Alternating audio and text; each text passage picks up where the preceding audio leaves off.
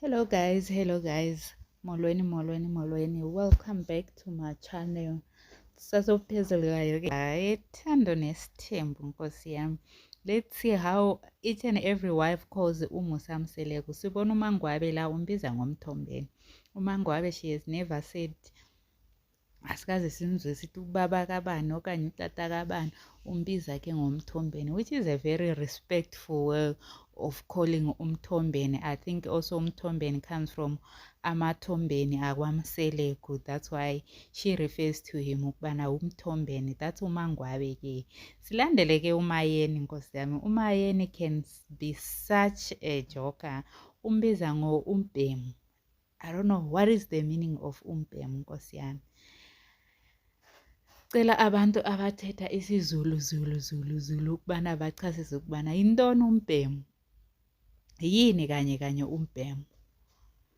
Xa uMayeni achaza athi umbhemu wenu, umbhemu wakhe, umbhemu yena wayethini. So we don't know what is that mean, okanye is it the second name, or is it respectful, okanye is it being sarcastic. And then uMakhumalo ke umbiza ngolwandle nkosi yami. Kusho ukubana ulwandle lujulile nkosi yami, uthando lolwandle lwami lujulile, uthando lwami lujule njengolwandle enginalo. That is very cute.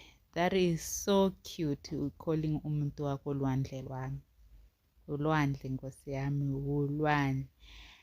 And then ke siye kuMakhwela ke unumber 5. Hayi ke yena uthi age is just a number. Okusalayo ubiza uMseleku ngomfana. Athi khona hayi ngiyothini ke mina umfana mawe ukuthi se decide ukubana hayi ufuna ukungisa le nale. Ngiyothini ke na umfana ma decide ukuthi angispoile. Nangu ubaba uMseleku nkosi yami abizwa ngomfana. And then we go to uMacele nkosi yami. Uzibizela ngobaba khe. Kanje wena baba khe ubuthe khona uzofuna ukwenza kanjani? Wena baba khe ubuthe khona uzozimisela kanjani, uzoma kanjani ngalento le? Hayi kuwe baba khe mawuthi udecide ukubana uzoyenza kanjalo kuze unumber 5 la ekhaya. Hayi uzothatha unumber 5 nkosi yami. Uyasho ke uMacele ukubana yena akathathanga ndoda yomuntu. Akathathanga indoda yomuntu, uthi akashadanga kwandoda yomuntu nkosi yami. Uyazishelo nje ukubana hayi ubaba wasendlini, ubaba khe, like it's so cute man. It is so cute.